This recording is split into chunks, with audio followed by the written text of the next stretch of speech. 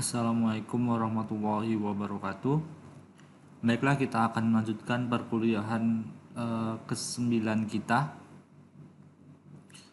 yaitu tentang resiko usaha. Sorry, di sini di slide-nya 6, harusnya 9. Nanti saya ganti. Oke, kita langsung aja masuk ke materinya tentang resiko usaha.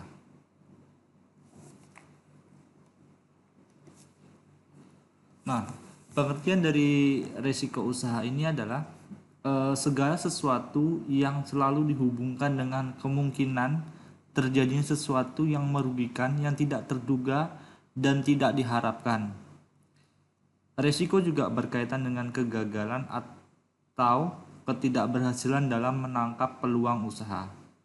Berdasarkan konsep di atas, maka dapat dilihat bahwa karakteristik resiko adalah sebagai berikut.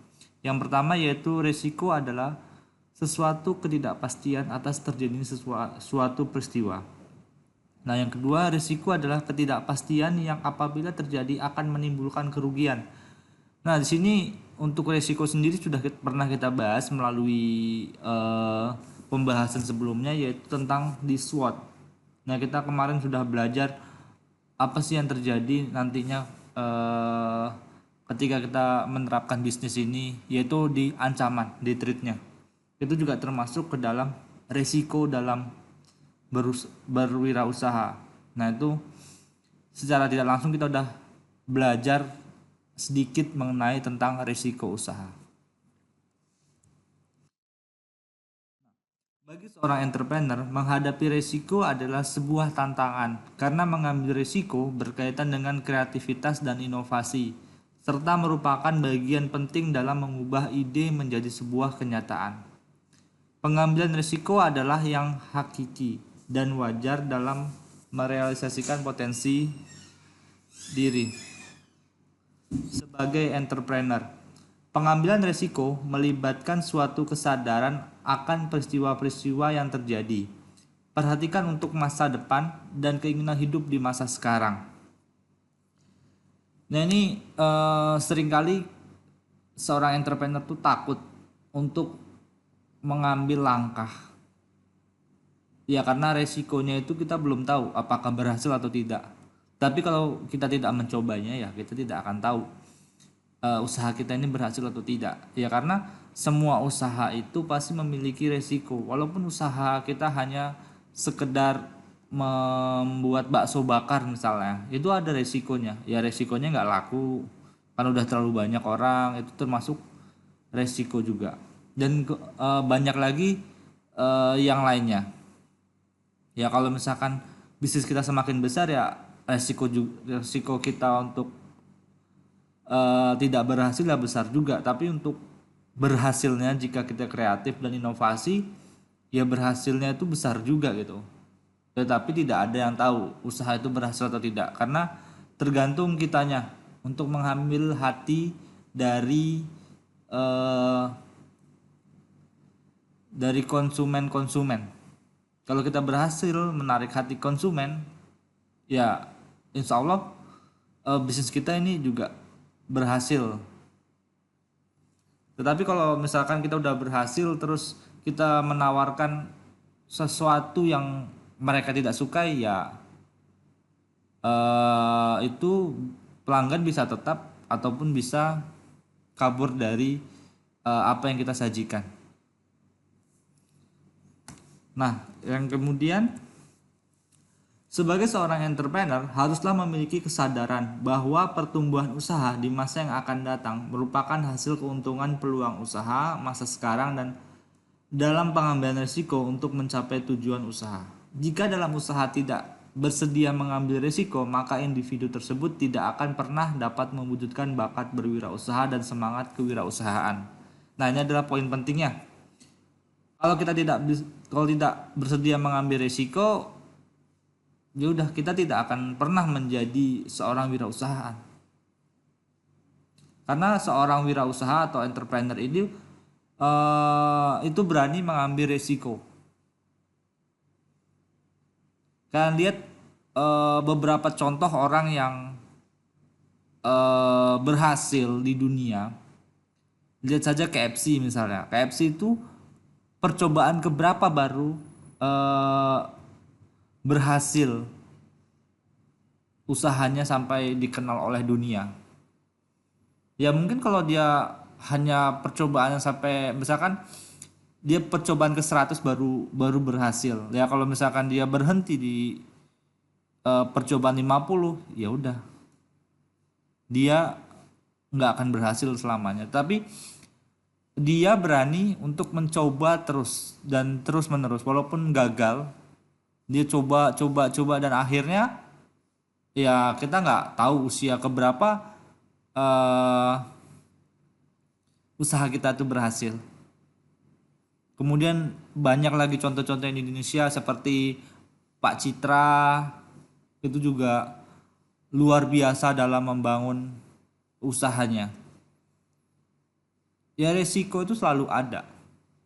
Jadi kalau misalkan kita gagal sekali, ya kita coba berkali-kali. Mau tahu ke percobaan keberapa kalinya itu nanti baru membuahkan hasil. Ya banyak contohnya tadi kan seperti KFC tadi, dia percobaan keberapa kalinya baru berhasil. Jadi sama kalau kalian ingin membuat usaha, jika ada modal, anggaplah kalian punya modal, eh, kemudian kalian cobakan sedikit modal kalian itu, misalkan kalian ingin membuat produk bantal misalkan. Bantalnya itu misalkan kalau digunakan eh, bisa membuat pegal-pegal hilang ataupun penyakit yang seperti leher ataupun apa itu hilang misalkan begitu. Nah, tentu kalian juga punya pesaing banyak sekali di marketplace itu yang membuat sama seperti kalian. Nah, tapi bagaimana kalian menarik konsumen-konsumen yang telah membeli bantal di tempat lain membeli di tempat kalian? Apa yang menjadi keunikan kalian? Tapi kalau kalian hanya membuat yang sama, ya resiko gagalnya ya besar. Tapi kalau kalian membuat yang berbeda, ya kemungkinan eh, resiko untuk gagalnya itu ada, tapi ya sedikit. Tetapi untuk resiko untuk berhasilnya itu banyak gitu, besar. Jadi konsumen itu yang sekarang itu adalah unik, efisien, dan mudah dibawa kemana-mana. Nah, mungkin kalian bisa menggunakan slogan itu di produk bantal kalian itu misalkan. Nah, yang kemudian adalah seorang entrepreneur tetap bertahan dalam menghadapi risiko usaha terburuk. Antara lain dengan cara-cara sebagai berikut.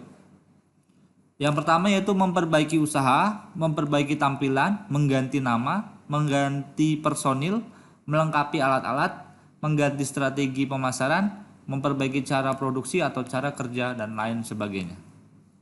Nah, yang kedua yaitu melakukan alih usaha, berpindah dari usaha yang satu ke usaha yang lain yang memungkinkan. Misalnya dari berkerumun ke bengkel khusus dari warung makan ke warung bakso.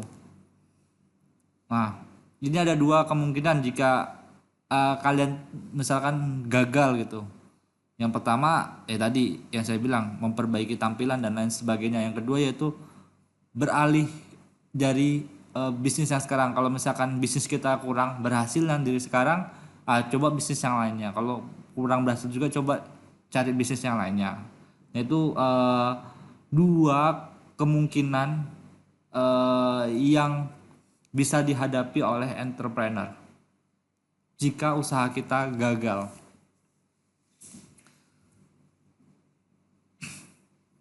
Nah, yang kemudian masih lanjutan dari tadi, yang ketiga yaitu pindah tempat. Bisa jadi suatu usaha tidak atau kurang berhasil karena faktor tempat yang kurang strategis atau karena di dekatnya ada usaha sejenis yang lain yang lebih kuat. Nah, yang keempat, mencari investor untuk berinvestasi, mencari orang yang memiliki dana untuk menginvestasikan uangnya dengan kompensasi tertentu, misalnya sistem bagi hasil. Nah, ini kemarin juga sudah kita bahas sebelum eh, UTS ya. Pas waktu UTS-nya itu adalah bagaimana kalian mencari seorang investor. Nah, makanya kemarin saya buat di UTS-nya itu bagaimana kalian menarik seseorang dengan video berdurasi singkat. Karena orang juga males mendengarkan, misalkan kalian membuat video itu lama-lama. Orang juga ini apaan sih bisnisnya, kenapa nggak langsung to the point aja, kenapa harus muter-muter. Nah, seorang investor itu pengennya itu langsung jelas dan eh, kedepannya itu bisa menguntungkan dia, yaitu bagaimana cara kalian menyampaikannya, tapi tidak perlu lama-lama, hanya singkat saja. Makanya kemarin saya minta singkat, tidak tidak lebih dari 6 menit. Tapi kalau lebih-lebih sedikit ya tidak masalah bagi saya. Nah, yang kemudian yaitu meminta pihak lain untuk mengakuisisi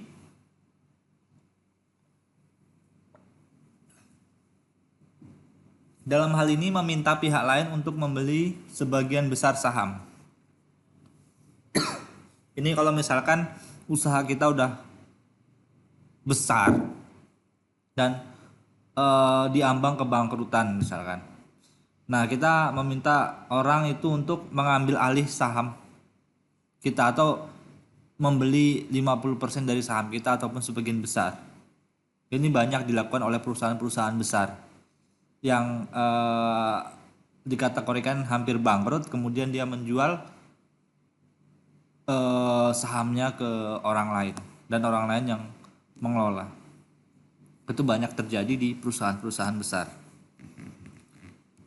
Nah, ini ada 3 jenis resiko dari beberapa resiko yang saya sampaikan tadi. Di sini ada resiko teknis, resiko pasar, dan resiko force major. Nah, kita bahas satu-satu. Yang pertama yaitu resiko teknis.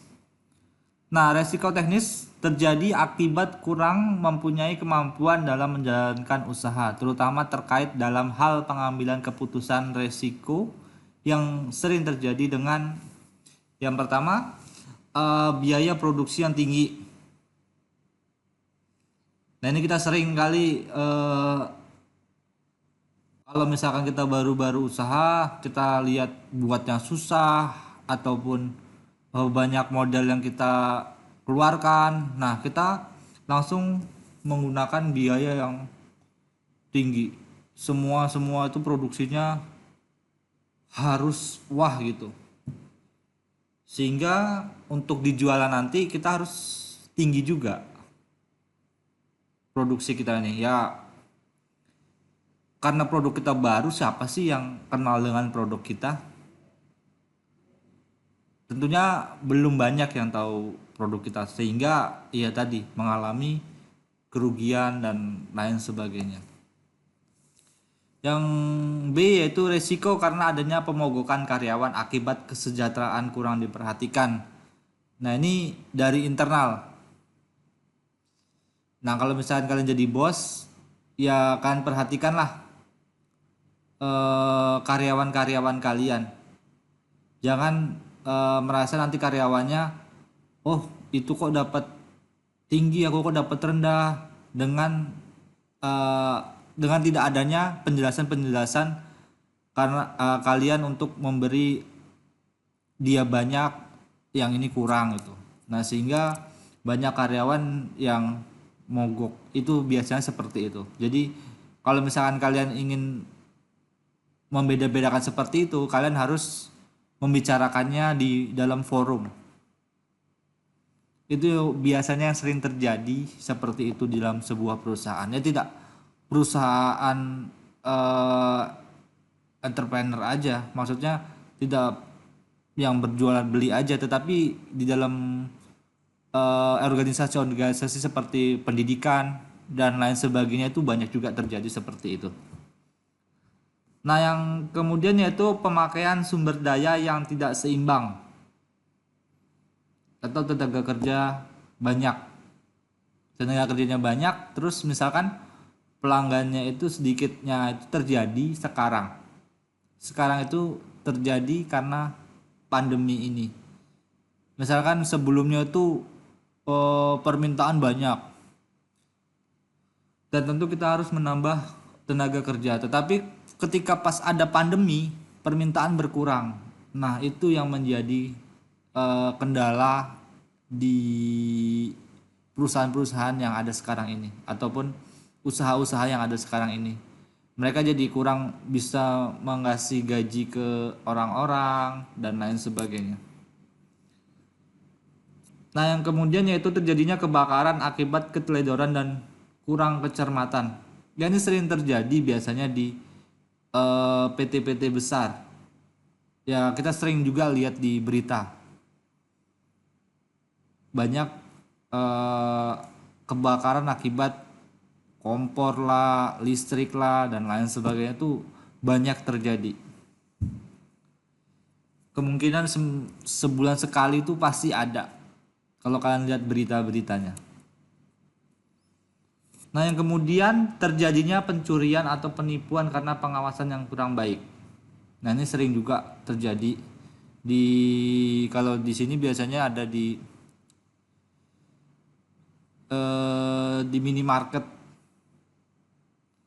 Itu sering terjadi biasanya. Kalau kalian lihat TV juga, bagaimana kok orang-orang ini bisa mencuri atau menipu di minimarket itu. Nah, dari situ kalian juga harus bisa belajar gimana caranya biar kalau misalkan ada orang masuk ke dalam toko kita, biar kita tidak rugi banyak, apa yang harus kita lakukan.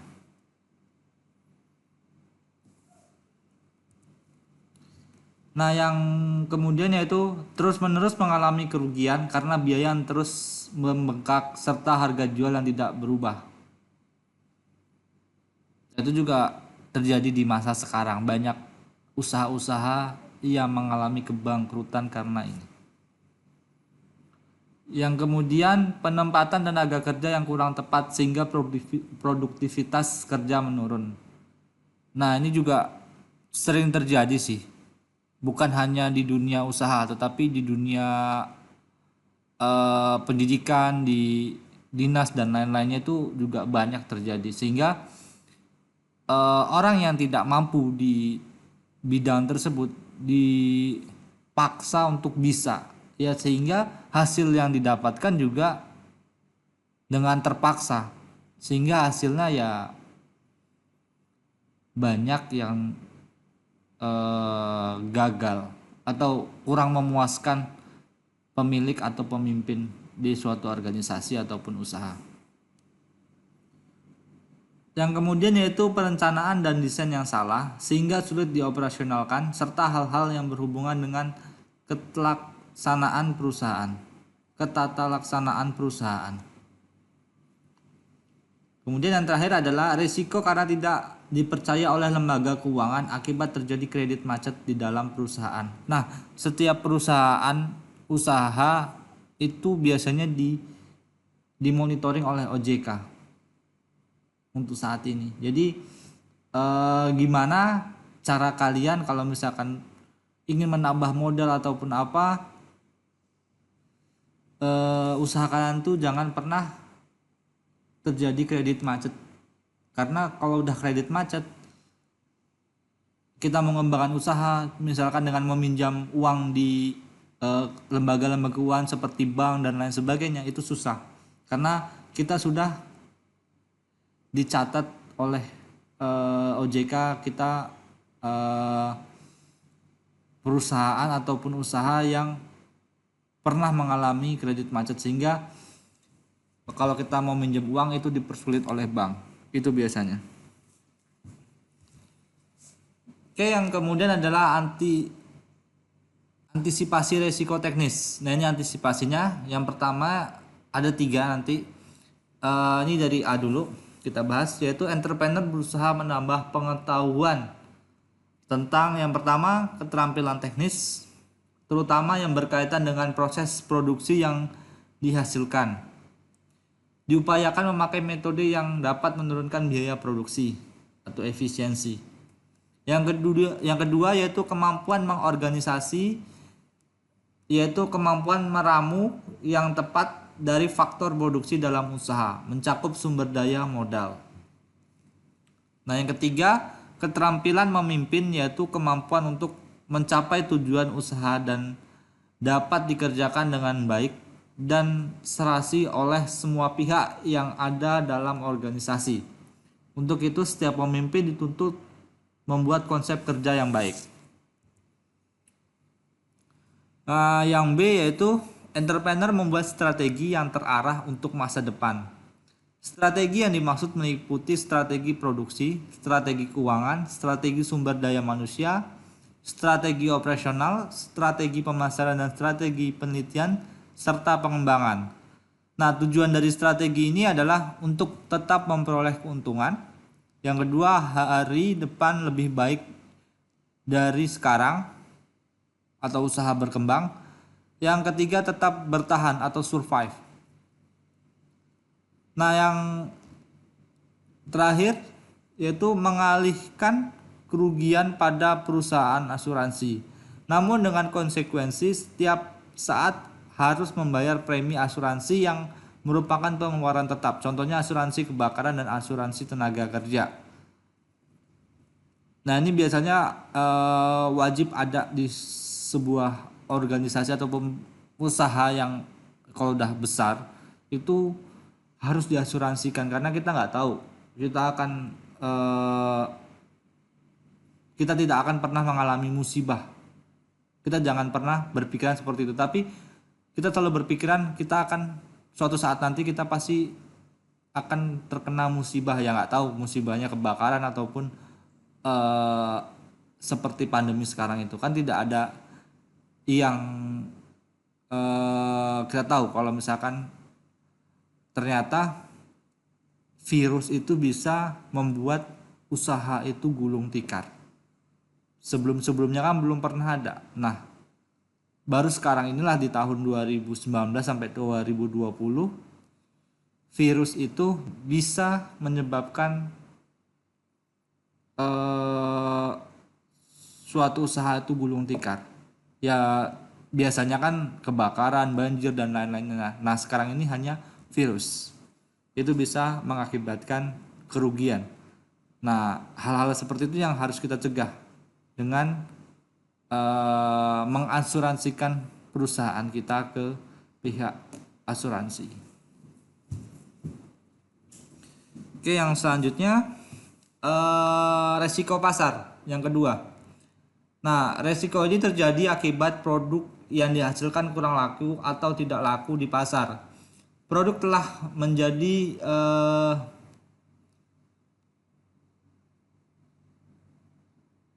akibat penerimaan yang diperoleh terus-menerus dan terjadi kerugian. Ini produk telah menjadi rugi akibatnya penerima yang diperoleh terus-menerus dan terjadi kerugian. Hal ini akan menjadi bencana bagi usaha yang berakibat kepada bangkrut atau gulung tikar.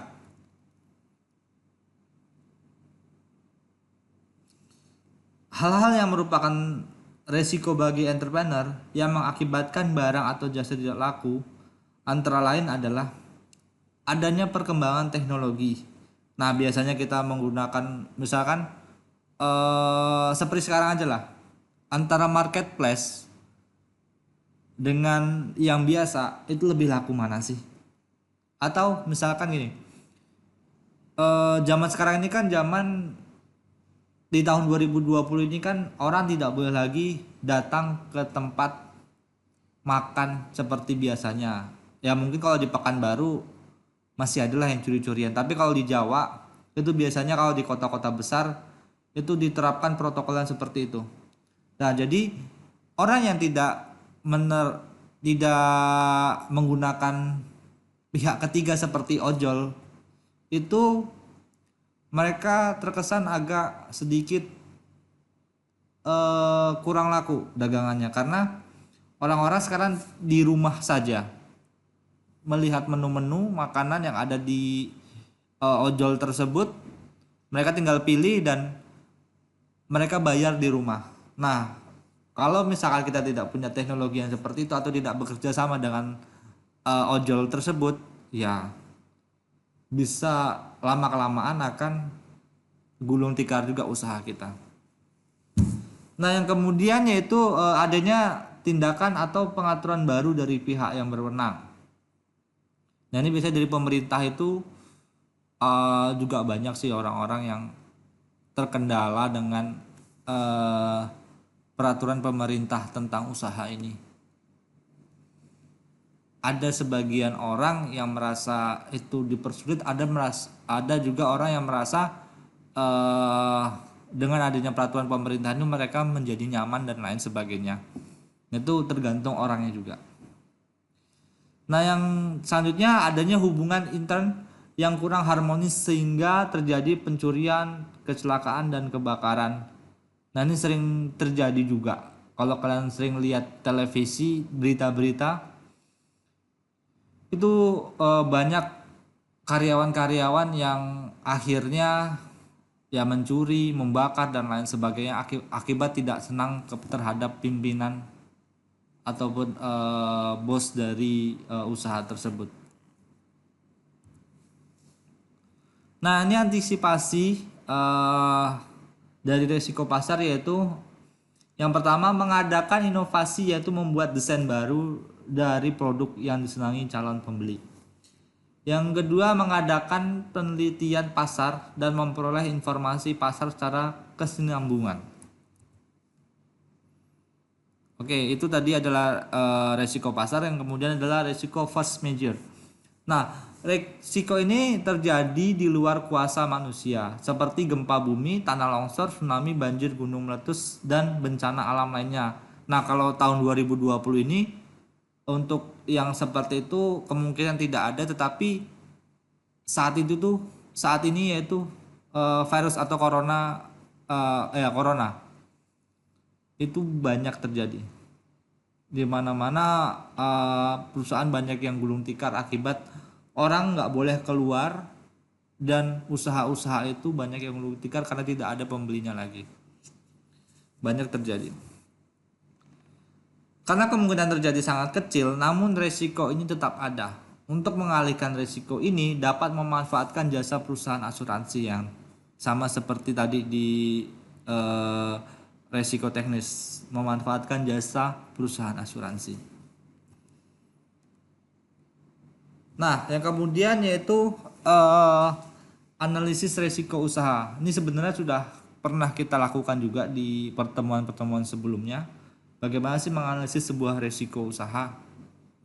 Oh, sorry, yang kemarin itu adalah menganalisis usaha. Nah, sekarang adalah menganalisis resiko usaha. Apabila resiko tidak diperhitungkan dengan teliti dan cermat, akan berdampak pada kegagalan dalam usaha. Oleh karena itu, sebelum membuat keputusan untuk mengambil suatu resiko, maka sebaiknya dilakukan analisis resiko usaha yang dilakukan secara mendalam dan seberapa besar manfaat yang dapat diperoleh apabila resiko berhasil ditanggulangi. Berikut ini sejumlah pertanyaan yang dapat dimanfaatkan oleh entrepreneur sebelum memutuskan untuk mengambil resiko usaha sebagai berikut. Yang pertama yaitu apabila resiko yang memungkinkan terjadi sepadan dengan hasil usaha. Nah, jika usaha bersifat untung-untungan, maka kemungkinan rugi lebih besar. Untuk mengantisipasi masalah ini, sebaiknya sebelum memulai usaha, melakukan studi kelayakan untuk memperhitungkan resiko tersebut. Nah, yang kedua, pertanyaannya yaitu bagaimana resiko itu dapat dikurangi. Nah, wirausaha harus bertindak efisien dengan mengurangi pengeluaran dana yang ada kaitannya langsung dengan produksi. Nah, pertanyaan ketiga yaitu personalia seperti apa yang dapat mengurangi resiko. Nah, dalam menyiapkan sumber daya manusia haruslah mempunyai kompetensi atau keahlian sesuai dengan bidangnya, sehingga menghasilkan tenaga yang mempunyai produktivitas tinggi. Nah, yang keempat yaitu apakah entrepreneur takut dalam mengambil resiko?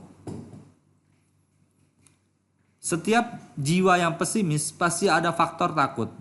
Tapi bagi seorang yang berjiwa wirausaha harus selalu berpikir positif, yaitu optimis. Resiko itu ibaratnya sebuah tantangan. Nah, untuk pertanyaan kelima yaitu persiapan apa yang dilakukan sebelum mengambil resiko? Yang utama ialah kesiapan sebagai pemimpin yang harus memiliki berbagai keterampilan dalam bidang usaha. Selanjutnya haruslah memperbaiki kelemahan-kelemahan yang terjadi untuk seterusnya. Yang lebih penting lagi, setelah kemungkinan risiko yang terjadi diperhitungkan, untuk selanjutnya harus diikuti dengan keyakinan dan semangat tanpa lelah. Oke, sampai di sini pertemuan penjelasan saya di materi ke-9 ini. Jika ada yang ditanyakan, kalian bisa chat di grup WhatsApp ataupun WhatsApp pribadi ke saya. Oke, saya akhiri dan kita lanjutkan di diskusi di chatnya. Assalamualaikum warahmatullahi wabarakatuh.